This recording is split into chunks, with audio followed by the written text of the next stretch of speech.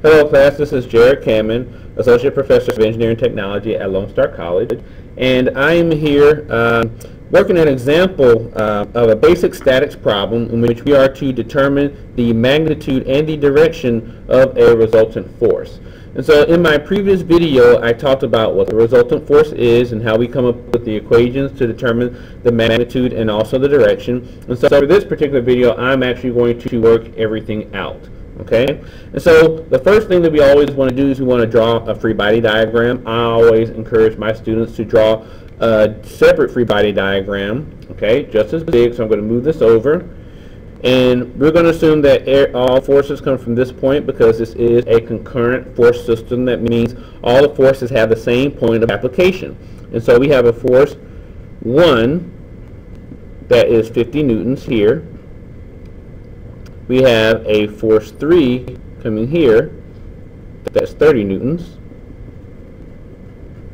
And then we have a force 2 coming off here, that is 80 newtons. Okay, and so I'm going to continue on here so I can see what my vertical and horizontal axes are. Now, then we have to make sure that we have all the angles, okay, specified as well. And so our angle here is 15 degrees, but I also like to specify all my angles from the horizontal. So this is 15 degrees, and then it's going to be 75 degrees because this makes it 90 degrees. 75 plus 15 of course equals 90. Over here we have this weird kind of triangle there, okay, and this triangle said gave you a 3, a 4, and a 5. So I'm going to take that up here, and we're going to work out how we find that angle, okay? And so pretty much it's saying that I'm going to give you that same angle right here is going to be the same angle here. So the same angle of a triangle with a 3 and a 4 and a 5 is that angle from which force number 1 is from the horizontal, okay? And so what we can do here, knowing that this is a 90-degree triangle, is we can use our trigonometric ratios to determine the sine and cosine, which is what we'll be using later on when we resolve this force into its rectangular components. And so I can say that the sine of my angle theta is going to equal opposite over hypotenuse, so that's 4/5. Okay. I can also say that the cosine of theta is going to equal adjacent over hypotenuse, which is 3/5. Alright? So I have the sine of theta equals 4/5, and the cosine of theta equals 3/5. Alright? So we are just going to hold on to that. We'll say that this is angle theta right here. Alright? So now I have all my forces, I have all my angles. This is my free body diagram, okay? The next thing I need to do is I need to resolve all my slanted forces into rectangular components, okay? And so I'm going to do that by drawing that out. So for this force, force number 2, it's slanted. It's going to have a component in the x direction here and a component in the y direction here, alright?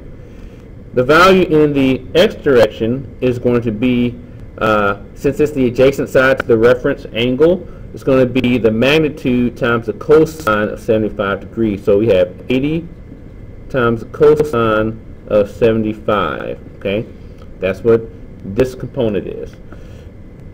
So my y component of F2 is going to be 80, the magnitude times the sine, because it's opposite, sine of 75 degrees. Okay. Now I go up here, I do my components. So I have a component going this way. Okay, not to let that get confused with F3. But this component here, and then I have another component going up. Okay. This component here in the y direction is going to be 50, the magnitude, times the sine, because it's opposite of angle theta. But you have to remember, I already know what the sine of angle theta was 4/5. So I'm just going to put 4/5 there. Okay. It's just a little bit more exact, a little bit clearer. So I'm have 50 times just 4/5. Okay.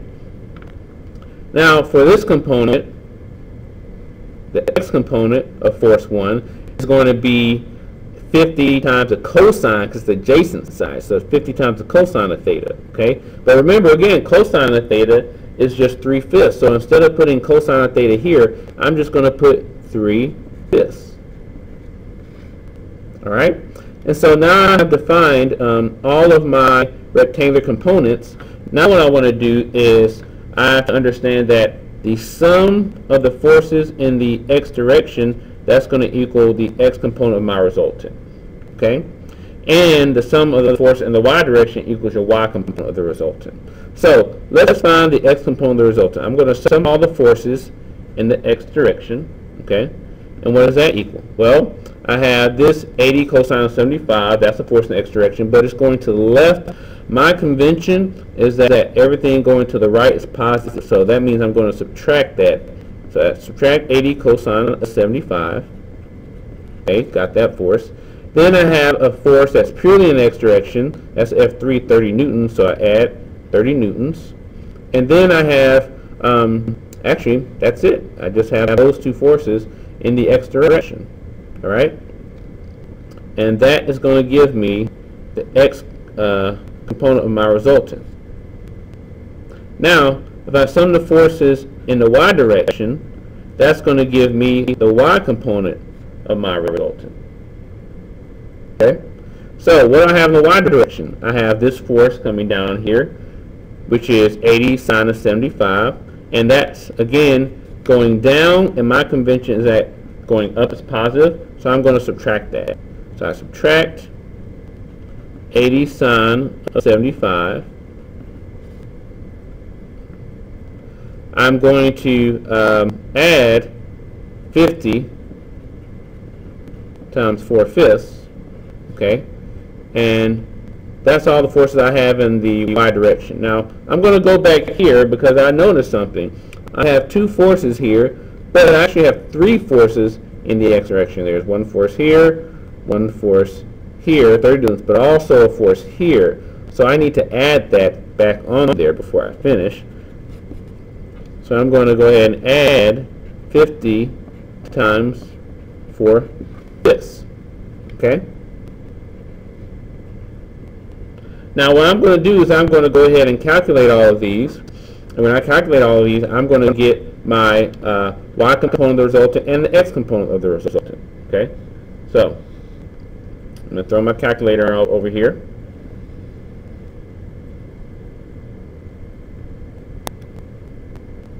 Alright, and so I have negative 80 cosine of 75. Now when you do this, make sure that your calculator is in degree mode. Plus 30 plus 50 times 4/5. And that's going to give me 49.2948. I'm going for 3 significant digits here, so in between my calculations, I'm going to round to 4 significant digits, and for my final answer, I'll leave that at 3 significant digits. So that equals 49.29. That's going to be newtons. All right, let's clear that up. Some more light here.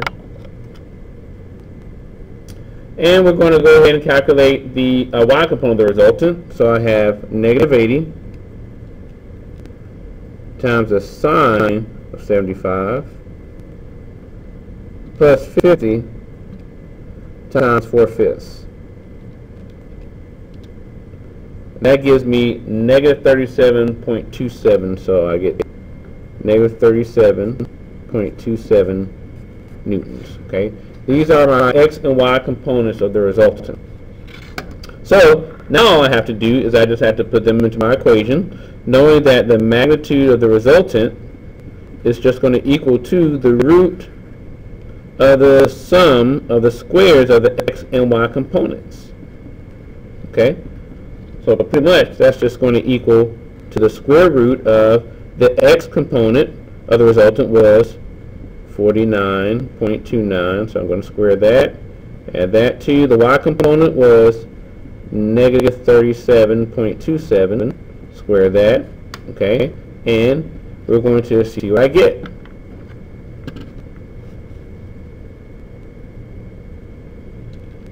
So I have to take the square root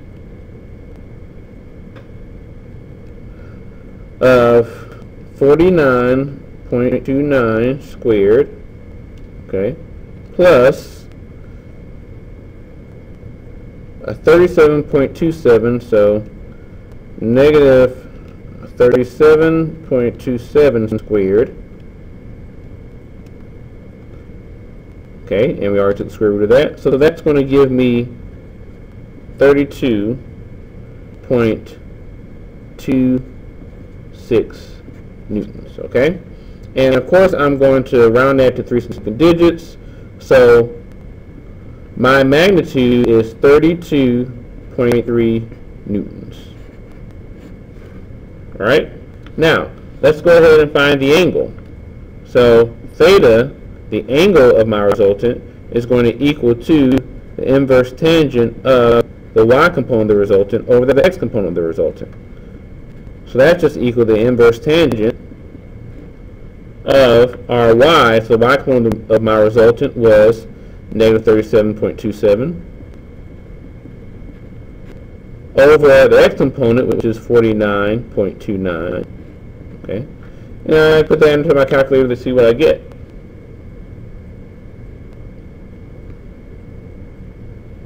So I clear out what I had before, and I say tangent inverse of negative 37.27 divided by 49.29, close parentheses, gives me negative 37 degrees. Let me make sure I did that right.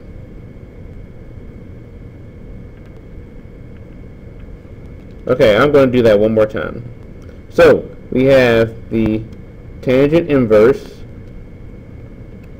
of negative 37.27 divided by 49.29. Okay, and so just wanted to check and make sure. There's no problem with checking just to make sure. So we have a negative 37.1 degrees. Okay, now what does that mean for negative 30 for a negative degree? So when you have negative degrees, all that means is that your resultant, starting from the positive x-axis, is going to go down 37 degrees. So this is going to go down, going kind of clockwise 37 degrees. So my resultant is going to be kind of shooting off this way. It's going to have a magnitude of 32.3 newtons, and that angle is going to be 37.1 degrees. Okay? Thank you very much.